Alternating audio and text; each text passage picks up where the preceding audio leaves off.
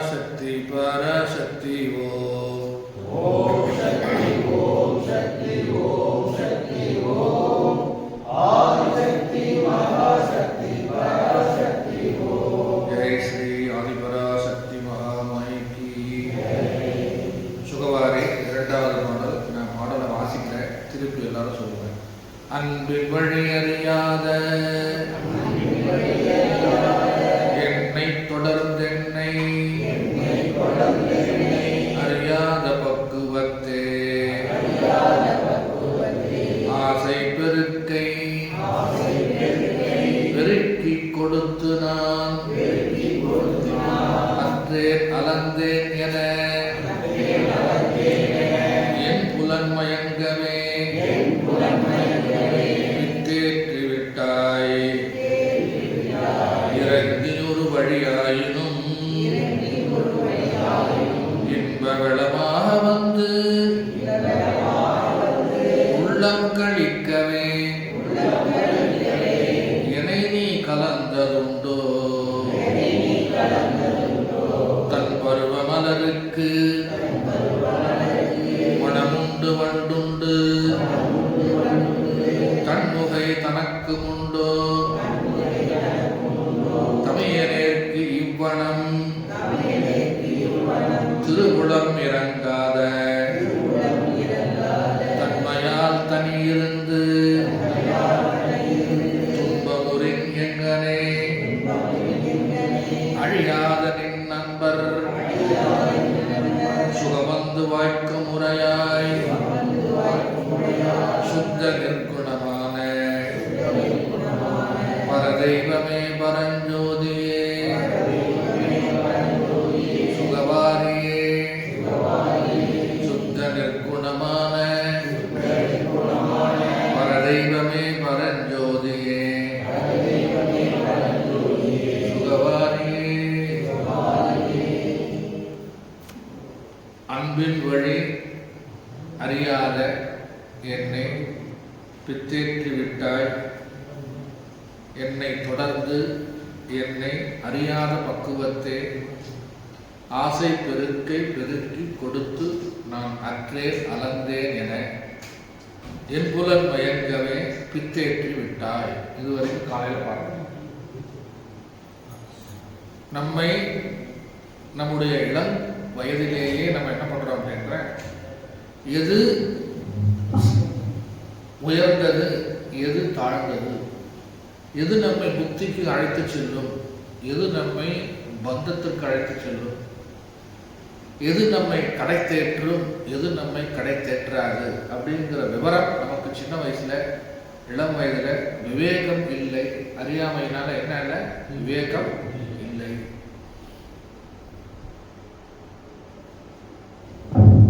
அந்த அறியாமை எல்லாருக்குமே இருக்கா? எல்லாருமே அறியாமையில தான் மூழ்கி இருக்குமா? உலகத்துல பிறந்தவங்க எல்லாருமே அறியாமையில தான் மூழ்கி இருக்குமா அப்படின்னா, ஜீவன் முக்தர்களுக்கும் ஞானிகளுக்கும் ராமகிருஷ்ணர் விவேகானந்தர் போன்ற மகான்களுக்கும் அவர்களுக்கெல்லாம் என்ன கிடையாது, அறியாமை இருந்தாலும் அது உலக வழக்கத்தில் இருக்கிற மாதிரி அவருடைய வாழ்க்கை தெரியுது. ஆனால் அந்த இளம் வயதிலேயே அவர்கள் என்ன செய்கின்றார்கள் என்றால், தகுந்த குருவை நாடி அறியாமையிலிருந்து என்ன பண்றாங்க, தப்பித்துக் கொள்கிறார்கள். எல்லாருடைய ஞானிகளுடைய வாழ்க்கையில எடுத்து பாருங்க, ஆராய்ச்சி பண்ணி பாருங்க, படிச்சு பார்த்தீங்கன்னா தெரியும். ராமகிருஷ்ண பரமஹம்சரை அவருடைய அண்ணன் ராம்குமார் இவன் இப்படி அரை சாமியாரா இருக்கான். என்ன சாமியார்? அரை சாமியாரா இருக்கான். திருமணம் பண்ணிக்க மாட்டாங்கன்னா, தொழிலில் விருப்பம் இல்லை, படிக்கிறதும் வேண்டாம், சொத்து கல்வி அப்படின்னு சொல்லி ஒதுக்கிட்டான். இதை எப்படியாவது ஒரு வழிக்கு கொண்டு வரணும் அப்படின்னு சொல்லி என்ன பண்ணுறாரு, காளி கோவிலில் பூஜாரியாக கொண்டு போய் சேர்க்குறாரு. அங்கே இருக்கிறவங்களாம் கண்டிஷன் போடுறாங்க, அந்த கோவிலில் காளிக்கு போட்டிருக்கின்ற நகை ஆபரணங்கள், இந்த உண்டியல் காசு, இங்கே இருக்கிற பொருள்கள், இது எல்லாத்துக்கும் நீ தான் பொறுப்பு, ப்ளஸ் நீ என்ன பண்ணணும், இந்த பூஜையை பார்த்துக்கணும் அப்படின்னு சொல்லி சொல்கிறேன்.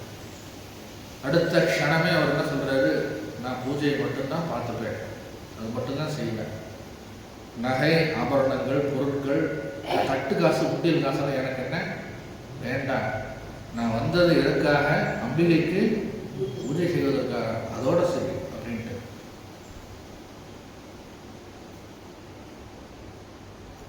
விவேகானந்த சுவாமிகள் முதல்ல ராமகிருஷ்ணரை பார்க்கும் பொழுது, நீங்கள் கடவுளை கண்டதுண்டா, பார்த்திருக்கிறீங்களா, முதல் கேள்வி. அவர் சொல்றார், நான் கடவுளை கண்டிருக்கின்றேன், உறக்கம் என்னால் தெளிவாக. தாய்மானவரும் குருவை பார்த்து கேட்கிறார், எனக்கு ஏதாவது உபதேசம் பண்ணுங்க அப்படின்னு. உபதேசம் இந்த மௌனகுரு பரம்பரையில, திருமூலர் பரம்பரையில வந்த அந்த மௌனகுரு சுவாமிகள் சும்மா இரு அப்படின்னு சொல்லி உபதேசம் பண்றார். அப்படி இளம் வயதிலேயே யாரை சேர்ந்து யாரோடு அடுக்க தொண்டராக இருந்து நம்மை வளர்த்துக் கொள்ள வேண்டும் அப்படிங்கிற புண்ணிய பலன் நமக்கு என்ன ஆகல, கிடைக்கல. அருணகிரிநாதர் தவறுகளை நிறைய செய்திருக்கின்றார்.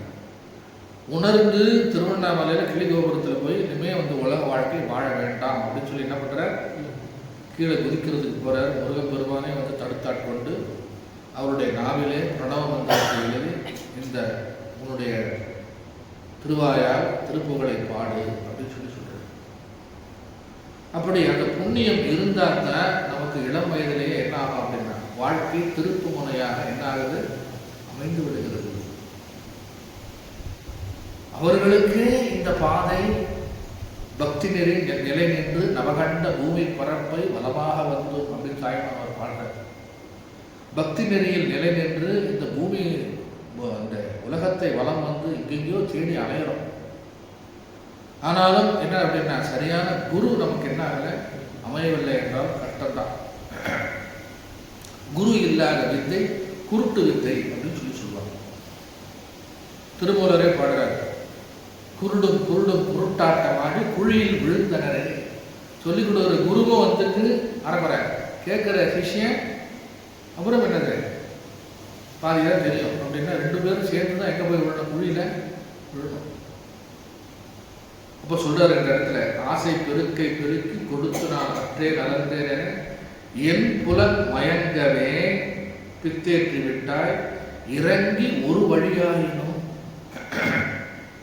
இப்போ உண்மையிலேயே நமக்கு வேண்டிக்கிட்டு இருக்கோம் கடவுளை, இறைவா எனக்கு கருணை புரி, என்னை தடுத்தாட்கொள் அப்படின்னு சொல்லி கேட்கிறோம். இது சொல்றாரு, இறங்கி ஒரு வழியாயினும். ஒரு வழியாயினும் அப்படின்னா, என்னைக்காவது ஒரு நாள் நீ எனக்காக இறங்கி வரமாட்டாயா? வயதான காலத்துல பெரியவங்கெல்லாம் என்ன சொல்றாங்க, அவங்க கஷ்டப்படுறது தாங்க முடியாம அவங்களே என்ன சொல்றாங்க, இறைவா என்னை கொண்டு போக மாட்டியா அப்படின்னு வேண்டி என்ன பண்றாங்க, செய்யறாங்களா இல்லையா? அது இறைவன் கொண்டு போறது கொண்டு போகாது யாருடைய கையில் இருக்கு, இறைவன் கையில் தான். சீக்கிரமா போய் சேரணுங்கிறத கடவுள் என்ன பண்ண மாட்டாங்க, கூட்டிட்டு போக மாட்டாங்க. இது கொஞ்ச நாளைக்கு பார்ப்போம். நல்லவங்களா இருப்பாங்க, அவங்க ரொம்ப நாளைக்கு இருக்கணும்னு விரும்புறாங்களா இல்லை மற்றவங்க விரும்புறாங்களான்னு தெரியாது. அவங்கள சீக்கிரம் என்ன பண்ணிடுவார் கடவுள், நீ இருந்தது போறோம், நல்லவனா இருக்க, நீ என்கிட்ட வந்துட்டு என்ன பண்ற கடவுளை கூட்டிட்டு போயிரு. அதுதான் கலியுகம், அதுதான் கலியுக தர்மம். அப்போ தாய்மானவர் என்ன வேண்டாருன்னா, இறங்கி ஒரு வழியாயினும் அருள்தாகம் எடுத்து இறைவனை நினைந்து ஆனந்தத்தை சுவைக்க வழி தெரிந்து விட்டால் அதுதான் நம்ம அடைய வேண்டிய கடைசி பாதை. ரிஷிகேஷ், ஹரித்வார், வடநாட்டிலெல்லாம் தொடர்ந்து ஆசிரமங்கள்ல வியாக்கியானங்கள், இந்த அந்தரிய சொற்பொழிவுகள்லாம் நடந்துக்கிட்டே இருக்கும். வடநாட்டில் இன்னைக்கும் சில ஆசிரமங்கள்ல இருக்கும். வர்றவங்க கலந்துக்கிட்டு பார்த்து கேட்டுட்டு உணவை விட்டு விட்டு கொஞ்ச நாளைக்கு தங்கிட்டு என்ன பண்ணலாம், போய்கிட்டே இருக்கலாம். அப்படி வாலாயமாகவும் பழகியடையும் துறவு மார்க்கத்தின் இச்சை போல அப்படிங்கிறார் தாய்மானவர். இந்த மார்க்கம், சன்மார்க்கம், இந்த பக்தி நெறி இந்த நிலை என்ன ஆகுது அப்படின்னா, ஒரு நாள், 2 நாள், 1 மாதம், 2 மாதம் அதெல்லாம் கணக்கே கிடையாது. தொடர்ந்து என்ன பண்ணிக்கிட்டே இருக்கணும், பயிற்சி பண்ணிக்கிட்டே இருக்கணும். இறங்கி ஒரு வழியாயினும் இன்ப வெளமாக வந்து உள்ளங்கழிக்கவே என நீ கலந்ததுண்டோ. நான் வேண்டிக்கிட்டே இருக்கேன், உன்னை நினைந்து நினைந்து என்ன பண்றேன், உருகிக்கிட்டே இருக்கேன். என்னை உன்னிடத்தில் சேர்த்து கொள்ள வேண்டி நான் என்ன பண்றேன், அழுது கொண்டே இருக்கின்றேன். ஆனால் உன்னுடைய உள்ளம் என்ன பண்ண மாட்டேங்குது, இறங்கவில்லை. நல்ல உண்மையான பக்தனுக்கு தான் பகவான் என்ன பண்ணிக்கிட்டு இருப்பார், சோதனையை கூட்டி கூட்டி இன்னும் எக்ஸஸாக கூட்டிக்கிட்டே போவார். இவன் என்ன தாங்குறானா இல்லையா பார்ப்போம்.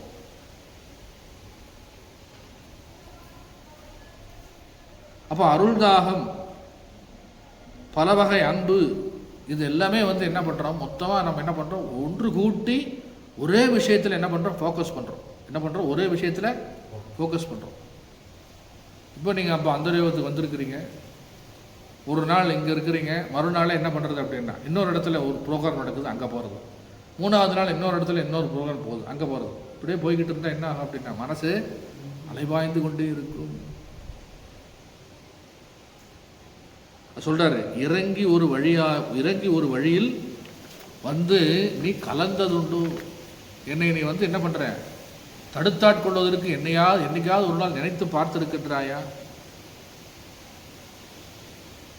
அதுவும் எப்படி அப்படின்னா இன்ப வெளமாக வந்து, இறங்கி ஒரு வழியாயினும் இன்ப வெளமாக வந்து உள்ளங்கழிக்கவே. நான் சந்தோஷம் அடைய வேண்டும், நான் திருப்தி அடைய வேண்டும் என்கிற எண்ணம் இறைவனுக்கு எப்போ வரும் அப்படின்னா, அவனே நம்ம குளிர்வித்து அவனை திருப்திப்படுத்தினா தான் என்ன வரும். சொல்லார் இந்த இடத்துல, என்னை கலந்ததுண்டோ.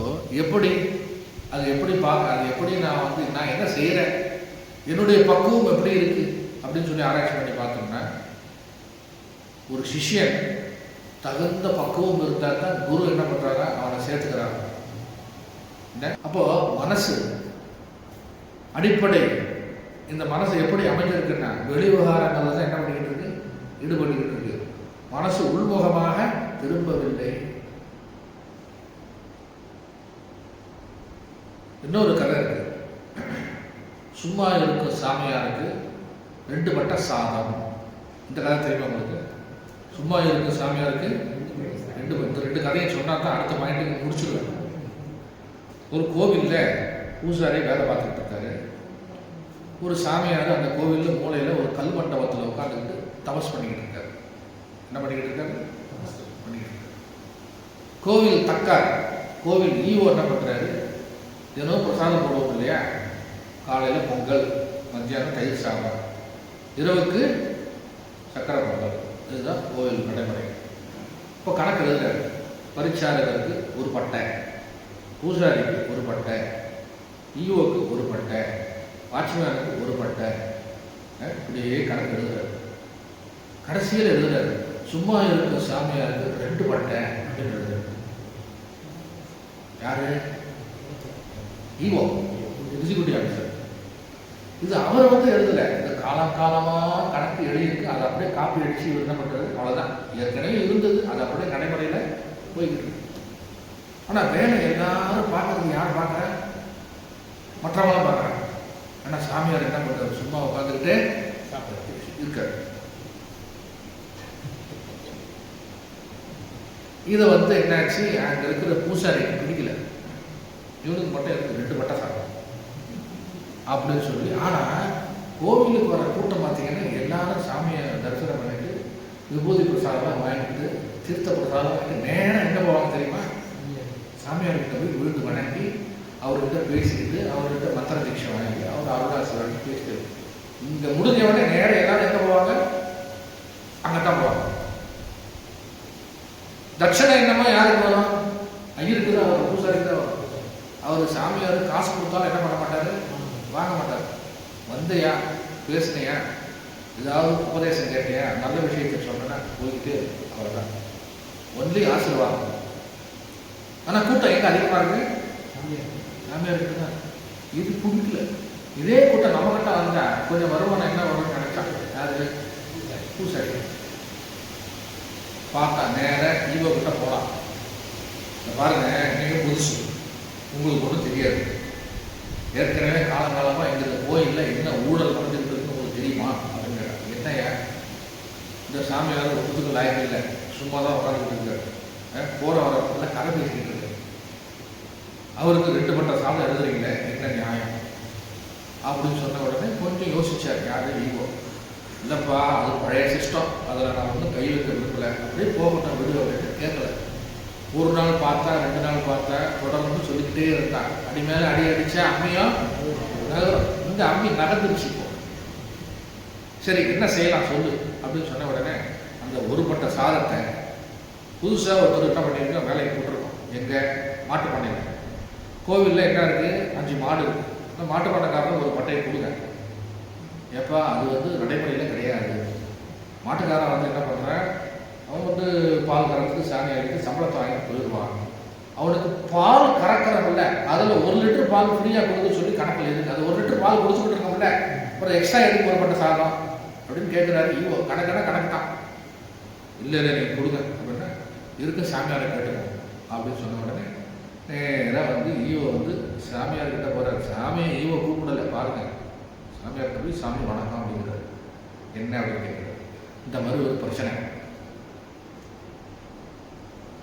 அப்படின்னு சொன்ன உடனே சாமியாருக்கு குறித்துருச்சு. ஓஹோ, இதுதான் விஷயமா. இல்லை, அவர் ரொம்ப கெட்டிக்காரு. என்ன பண்ணிட்டாரு, ஒன்றும் பிரச்சனை இல்லை, நான் வந்து கோயில் பூஜாரி வேலையை பார்க்குறேன். என்ன பார்த்துக்கிறேன், கோயில் பூஜாரி வேலையை பார்க்குறேன். அந்த பூஜாரி என் சீட்டில் வந்து உட்கார சொல்லுவேன். அவருக்கு 2 பட்டையை கொடுத்துருங்க, நான் 1 பட்டையை வாங்கிக்கிறேன். கணக்கு தான், பழைய கணக்கை செப்பேடு.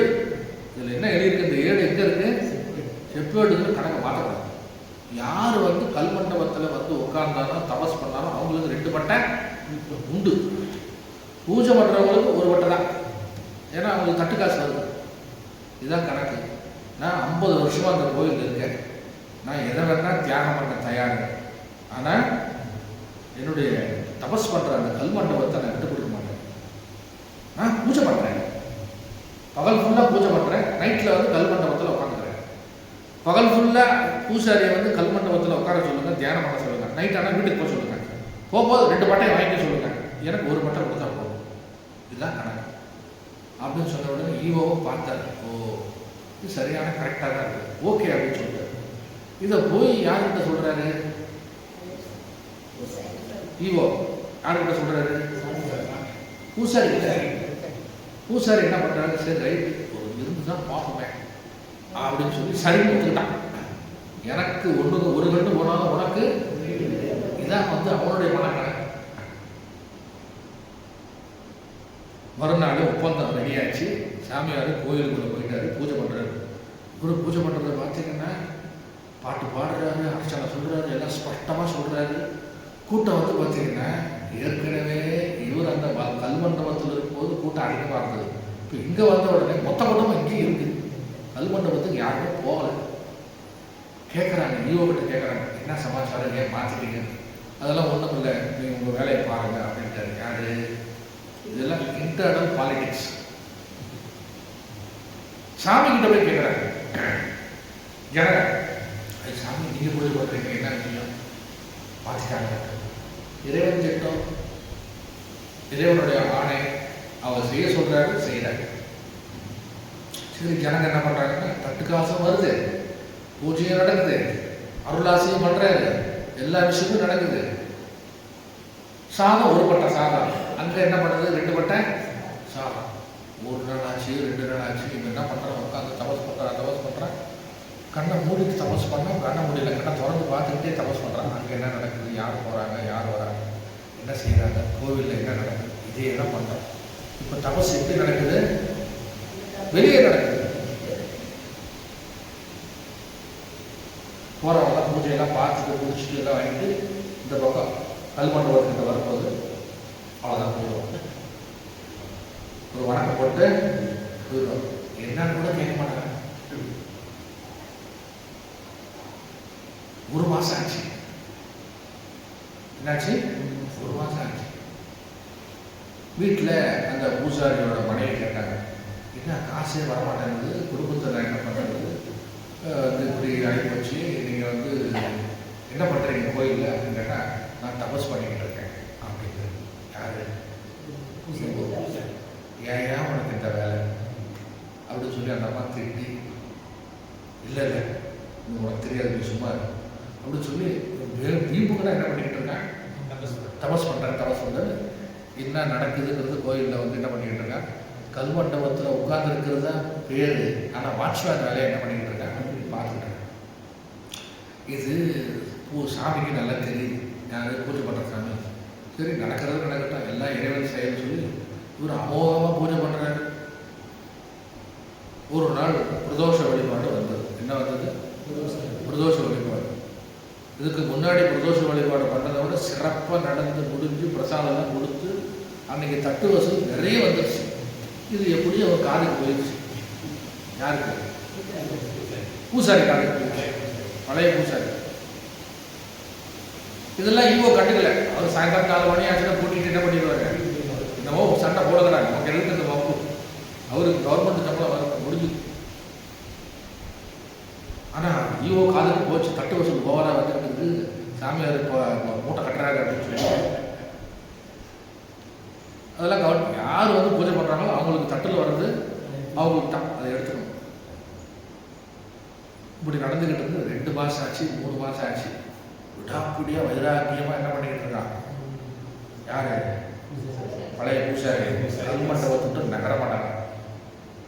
கடைசியில் என்ன ஆச்சு, இது எப்படியோ வந்து ஜேசிக்கு தெரிஞ்சு. ஆமாம், பூசாரி நல்லா பூஜை பண்ணுறாருன்னு சொன்ன உடனே அவர் என்ன பண்ணிட்டாரு, இந்த பூசாரி வேலையில் டெம்பரரி வேலை தானே, கவர்மெண்ட் போஸ்ட் கிடையாது, நீங்களே இந்த பூசையை பாருங்கள், சம்பளமும் உங்களுக்கு கொடுத்துட சொல்லி அவர் ஆர்டர் பண்ணிட்டார்.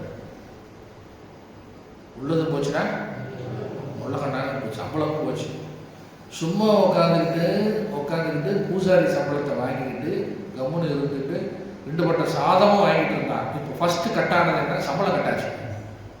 இது தெரிஞ்ச உடனே என்னாச்சு, அவனுக்கு பொருட்கள் கஷ்டமாயிடுச்சு. ஈவோ கிட்ட வந்தான், ஏதோ நான் சொன்னேங்க, இப்போ சம்பளத்தை கட் பண்ணிட்டீங்க அப்படின்னா சரி, யார் பூஜை பண்ணுறாங்களோ அவங்களுக்கு தான் சம்பளம்.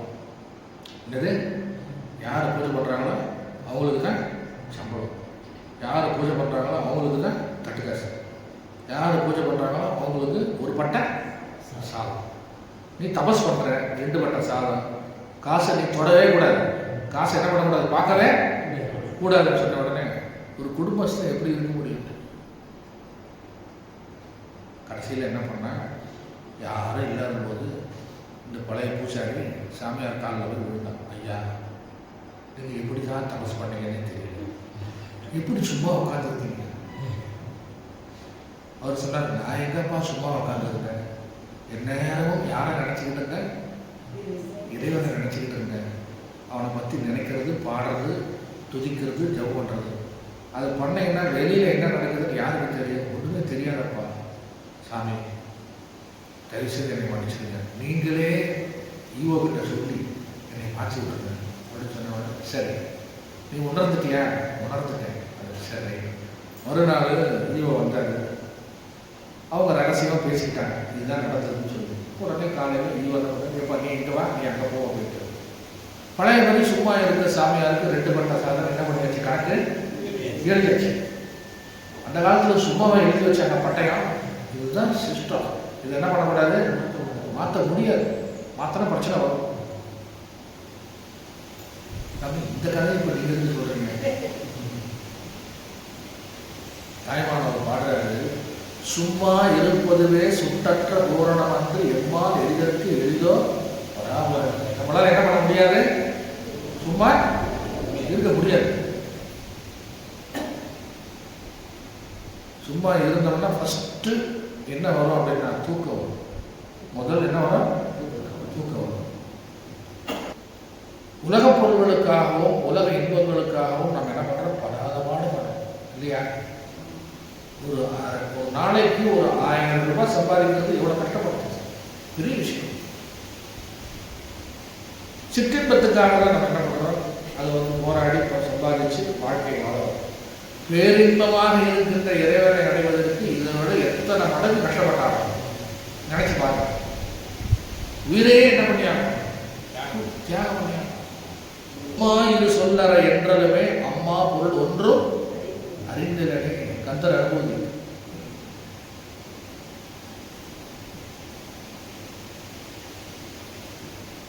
நம்ம கிட்ட யாராவது சும்மா சும்மா பேசிக்கிட்டே இருக்காங்க அப்படின்னா, ஏன் சும்மா சும்மா பேசிக்கிட்டே இருக்கீங்க, அமைதியா இருக்க மாட்டீங்களா அப்படின்னு கேட்கறமா இல்லையா?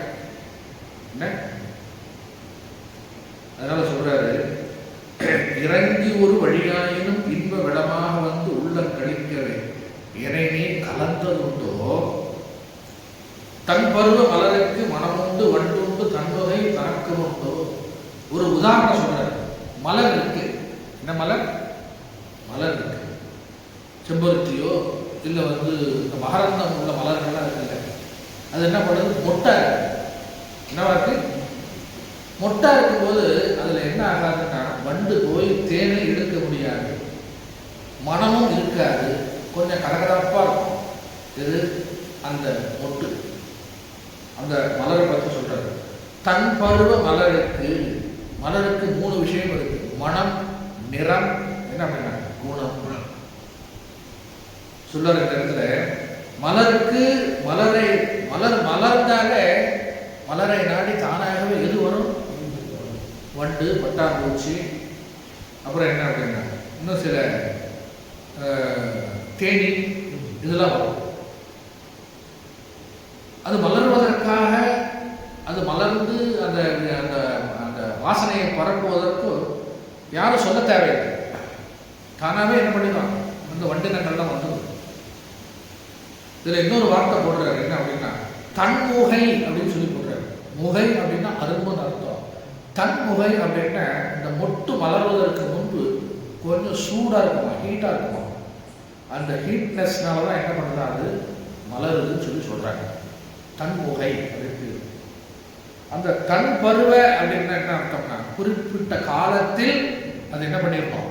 பூத்துருக்கும்.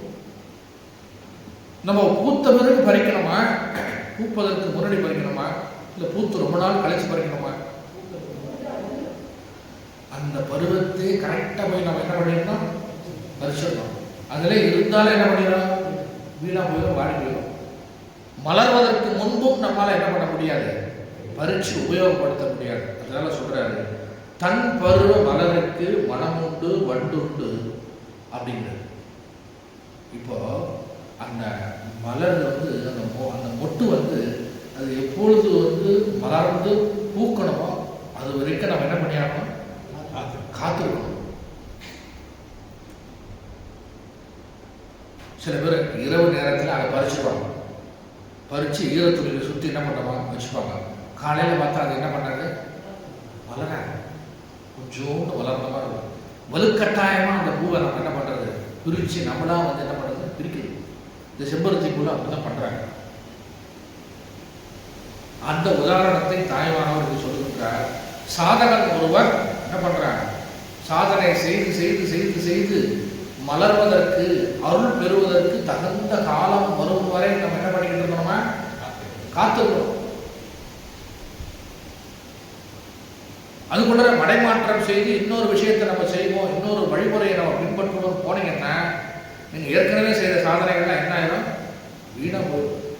சொல்றாரு இந்த இடத்துல.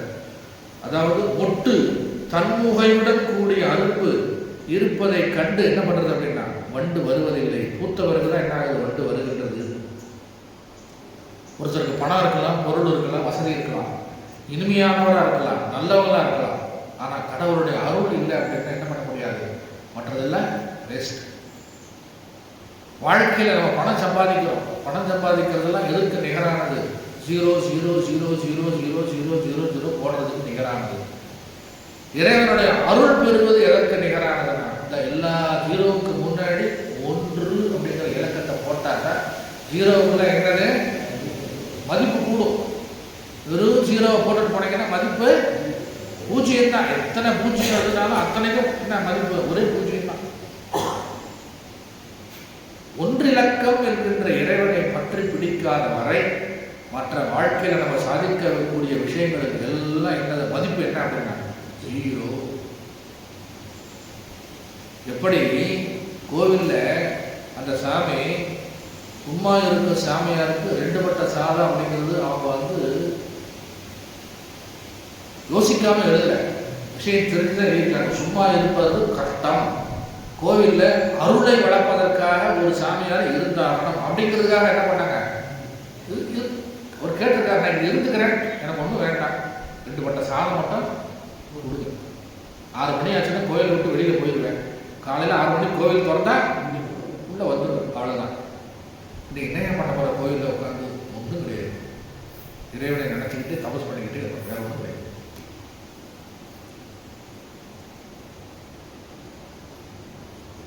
அதனால சொல்ற, தன் பருவ மலருக்கு மனமுண்டு வண்டுண்டு தன்முகை தனக்கு உண்டு.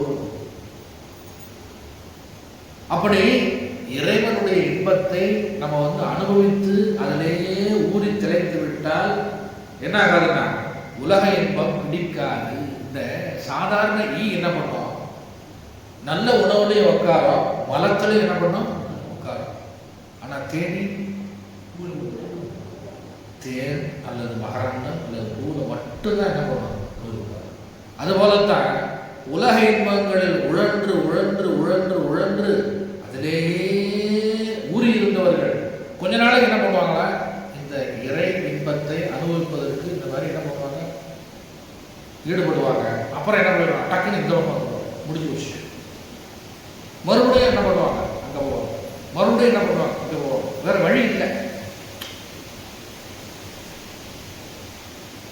ஆனால் ராமகிருஷ்ண பரமஹம்சர், விவேகானந்தர், தாய்மானவர்கள்லாம் தேனீக்கள் போன்றவர்கள் இளமையிலேயே என்ன பண்ணியாச்சுன்னா ஒன்றையே பிடித்தாச்சு, முடிஞ்சு போச்சு. அது போல வேற எதுவுமே கிடையாது.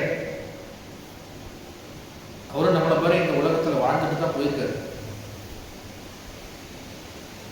சாதக பட்சி காலையில சொன்னேன், என்ன பட்சி, அது என்ன பண்ணுது அப்படின்னா மேல இருந்து வந்துக்கிட்டே இருக்கு. அந்த பறவை முட்டை பொறிச்சு குஞ்சு வெளியில வந்துக்கிட்டு இருக்கும்போதே மறுபடியும் இது நாம போக வேண்டிய இடமெல்லாம் சொல்லி மேலே போகுது. அது இந்த மழை நீரை தவிர வேற எதையும் என்ன பண்றதில்லை, பருகுவதில்லை. அதுபோல இந்த உலகத்தில் பிறந்தாலும் மகான்கள் என்ன செய்கின்றார்கள், மற்றது எல்லாமே என்னது பக்கத்தில் இருக்கு, அனுபவிப்பதற்கு ரெடியா இருக்கு. ஆனா வேண்டாம், நோ நீட். நம்ம வந்த வேலை என்ன அப்படின்னா இதுதான்.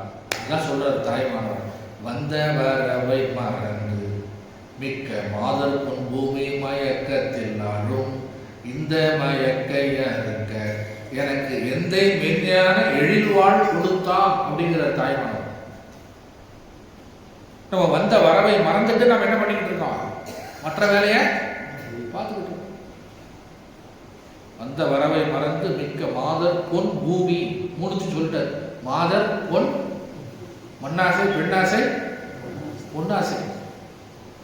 மாதர் பொன் பூமி மயக்கத்தினால் இந்த மயக்கை அறுக்க எந்தை மெஞ்ஞான எழில்வாழ் கொடுத்தான். எனக்கு என்ன கொடுத்துருக்கான் அப்படின்னா விவேகம் என்கின்ற கத்தி கொடுத்துருக்கான், அருவாள் கொடுத்துருக்கான். அந்த விவேகத்தினால இந்த அறியாமையை நம்ம என்ன பண்ணியாகணும், போக்கியாக வேண்டும். அப்போ என்ன இருந்தா அருள் கிடைக்கும்னா தவம் இருந்தா தான் அருள் கிடைக்கும். என்ன இருக்கணும், தவம்.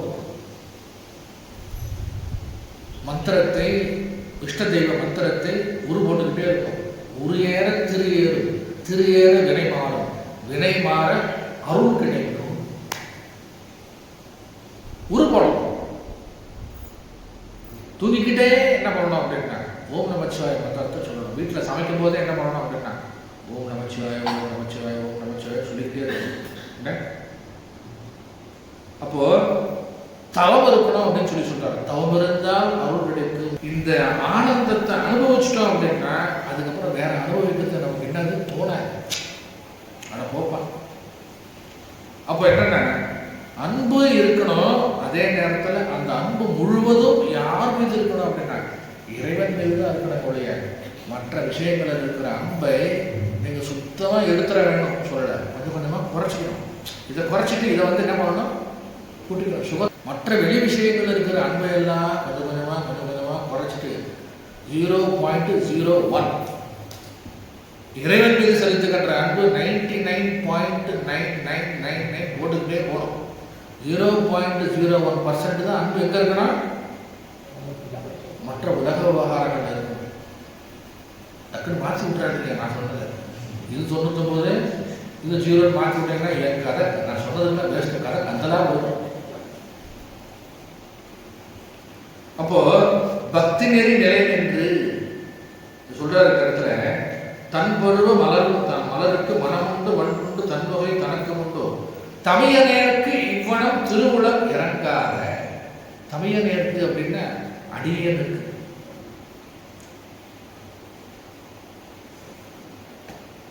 எப்படி இந்த மலர் மலர்ந்த உடனே தேனீக்கள்லாம் வந்துருதோ அந்த மாதிரி நான் ரெடியா இருக்கேன். என்னை பக்குவப்படுத்திக் கொண்டு நான் எந்த விவகாரமும் பண்ணல. என்னது, உன்னை சரணடைவது ஒன்றே வழி, வேறு எதுவும் எனக்கு வேண்டாம் அப்படின்ற நிலையில் இருக்கும்போது என்னை நீ எடுத்துக்கிட்டு போக மாட்டியா, என்னை ஆட்கொள்ள மாட்டாயா, அந்த மாதிரி கடவுளை நீ நினைச்சிருக்கியா அப்படின்னு தாய்மானவர் என்ன பண்றாரு, இறைவனிடத்துல வேண்டாரு. இதுதான் போட்டுருக்கு பாருங்க. தன்பொரு மலருக்கு மனமுண்டு வண்டுண்டு தன்முகை தனக்கு உண்டோ தமையனேற்கு இவ்வனம் திருவுளம் இறங்காத. எனக்கு திருவுளம் இறங்கி நீ என்ன பண்ற, என்னை கூட்டிட்டு போயிரு. எங்க கூட்டிட்டு போயிரு?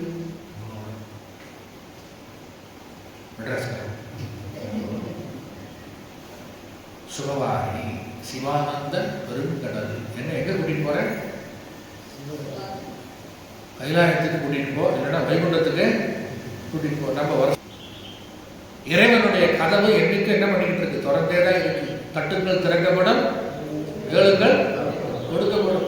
நாம தான் என்ன பண்றது இல்லை, கேட்கறது இல்லை, தட்டுறது இல்லை. இறைவனுக்கு ஒரு பேர் இருக்கு, நச்சினாருக்கு இனியன் பேரா. சிவபெருமானுக்கு ஒரு பேர், என்ன பேரு? நச்சினாருக்கு. அவரை தொந்தரவு பண்ணிக்கிட்டே இருந்தா அந்த ஆள் ரொம்ப பிடிக்குமா யாருக்கு? இறைவனுக்கு. பள்ளிக்கூடத்தில் வாத்தியாரு 50 பேருக்கு கிளாஸ் நடத்துறாரு. கிளாஸ் முடிஞ்ச உடனே கேட்கிறாரு, என்ன புரிஞ்சுதாப்பா அப்படின்னு கேட்கிறாரு. ஒரு பையன் மட்டும் கேள்வி கேட்டுக்கிட்டே இருக்கான், சந்தேகம் கேட்டுக்கிட்டே இருக்கான். அவனை பார்த்து கேட்கிறாரு, தம்பி இங்க வா, உனக்கு ஏதாவது சந்தேகம் இருக்கா அப்படின்னு தினந்தோறும் அவனை கேட்கிறாரு. ஏன்?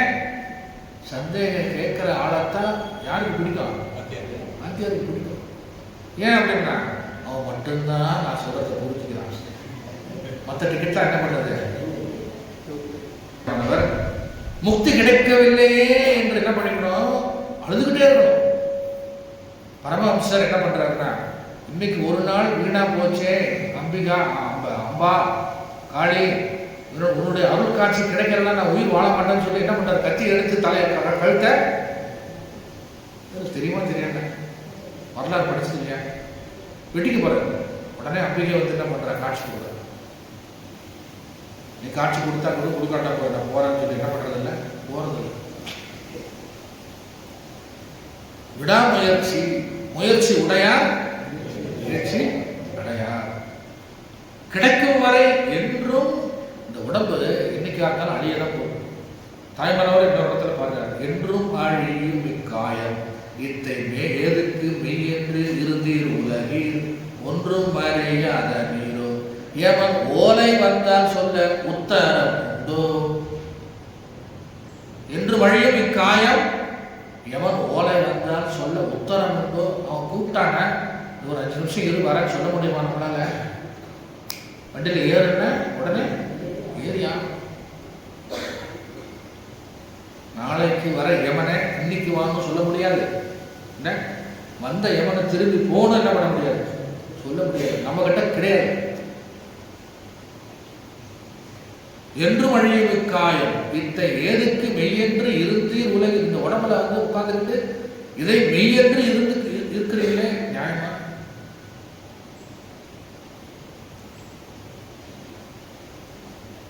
ஆனா ஆத்மாவுக்கு என்ன கிடையாது, அழிவு கிடையாது. இந்த உடலுக்கு தான் அழிவு. இந்த உண்மையை உணர்ந்து துன்பத்தை அனுபவித்தாலும் இன்பத்தை அனுபவித்தாலும் பல ஜென்மங்களில் என்ன பண்ணியாகலாம், முயற்சி பண்ணிக்கிட்டே இருக்கணும். இந்த ஒரு ஜென்மத்திலே கிடைச்சிருமா? எத்தனை ஜென்மம் கிடைக்குமோ? எழுகடல் மணலை அளவீடில் அதிகம் எனதிடர் பிறவி அவதாரம். 7 கடல்ல இருக்கிற மணலெல்லாம் அள்ளி எண்ணிரலாம். நம்மளுடைய பிறவி கணக்கை என்ன பண்ண முடியாதா, என்ன முடியாதா? 7 கடல் மணலை அளவீடில் அதிகம் எனது இடர் பிறவி அவதாரம். அத்தனை பிறவி எடுத்திருக்கேங்கிற அருணகிரிநாதர். அதனால நீ என்ன பண்ணணும் அப்படின்னா சரண கமலாலயத்தை அரை நிமிஷ நேரமட்டில் தவமுறை தியானம் வைக்க அறியாத சகட சட மூட மட்டி திட்டுறார். யார? தன்னைத்தானே திட்டிக்கிறார் அருணகிரிநாதர். சரண கமலாலயத்தை அரை நிமிஷ நேரமட்டில் தவம் உரை தியானம் வைக்க அறியாத சகட சட மூட மட்டி பாட்டிலே வருது. இதெல்லாம் யாரை பத்தி சொல்லிக்கிட்டு இருக்காங்க? நம்மளை பத்தி தான். சாட்சாத் நாமே தான். அதனால சொல்றாரு முக்தி கிடைப்பது அப்படிங்கிறது உறுதி. நாரதர்கிட்ட கேட்டாங்க, முனிவரே எங்களுக்கு ஒரு காரியம் பண்ணணும். என்ன அப்படின்னு, எங்க 2 பேருக்கு முக்தி எப்போன்னு சொல்லி நீங்க வைகுண்டத்தில் கேட்டுட்டு வாங்க அப்படின்னாங்க. சரி கேட்டார். வேற வேலையை போனார் அவர். எங்க? வைகுண்டத்துக்கு போன உடனே அவர் காரியத்தில் முடிஞ்ச உடனே அங்கே இருக்கிற நோட்டை எடுத்தார், பார்த்தார். இந்த மாதிரி இருக்காங்க, பேர் சொல்லு. ரைட்டு. ஒருத்தருக்கு அடுத்த பிறவியில் முக்தி, இன்னொருத்தருக்கு 1000 பிறவி எடுத்தாதான் முக்தி அப்படின்னு எழுதியிருக்கு. பார்த்துட்டார். வந்தார். உன் பேர் என்ன? இந்த பேர். உனக்கு அடுத்த பிறவில தான் முக்தி. எனக்கு உனக்கு 1000 பிறவி எடுத்தாதான் முக்தி. இந்த மரத்தில் எத்தனை இலை இருக்கோ அத்தனை பிறவி எடு அப்படிங்கிறாரு. யாரு? நாரதர். இந்த அடுத்த பிறவில தான் முக்தின்னு சொன்ன என்ன பண்ணிட்டாங்கன்னா, உடனே கீழே உட்காந்துருக்கு ஜமக்காலத்துக்கு தோல்ல போட்டு அடுத்த பிறவில பார்த்துக்கலான்னு கிளம்பி போயிட்டான்.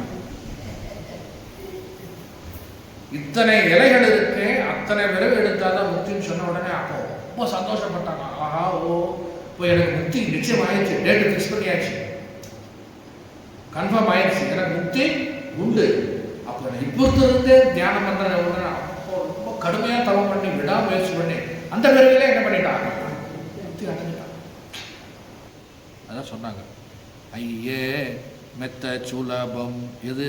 முக்தி இப்போவே இருக்கு, உங்களுக்கு முக்தி ரெடியா இருக்கு. நீங்க போனா குற்றால அருவியில் போனா உடனே என்ன பண்ணலாம்? பண்ணிடலாம். நம்மளுடைய மனசுல தான் இருக்கு. என்ன அப்படின்னா தீவிரமான முயற்சி. சொல்றாரு இந்த இடத்துல, ஜீவன் முக்தர்களுக்கு தெரியுமா நமக்கு அழிவில்லை, ஆனால் அழிவில்லாத நமக்கு அழியும் உடலில் நாம் குடியிருக்கின்றோம், அழியாத ஒன்றை நம்மளால் அடைய முடியும் தெரியுமா அவங்களுக்கு. அதனால விடாப்புடியா இறைவனை என்ன பண்றதில்லை, விடுவதே இல்லை. அழியாத நிலையை உணர்ந்து பக்தி செய்து, அதான் சொல்றாங்க என்ன அப்படின்னா, முக்தி நெறி அறியாத மூர்க்கரோடு முயல்வேனை. அடுத்த லைன் என்னன்னா, பக்தி நெறி அறிவித்து பழவினைகள் பாரு வண்ணம், அப்புறம் என்ன, சித்தவலம் அறிவித்து சிவமாக்கி எனையாண்ட அத்தன் என கருளியவாறு ஆர்வருவார் அச்சோவே. முக்தி நெறி அறியாத மூர்க்கரோடு முயல்வேனை, பக்தி நெறி அறிவித்து பழவினைகள் பாரு வண்ணம். அப்படின்னா என்ன, பக்தியில நீ நடந்து நிறைய உள்ள போக போக இறைவனை பற்றி பிடிக்க பிடிக்க உன்னுடைய தீவினைகள்லாம் என்ன ஆகிட்டு இருக்கு, கொஞ்சம் கொஞ்சமா போயிடும், கரைஞ்சி போயிடும், சாம்பலாம் போயிடும்.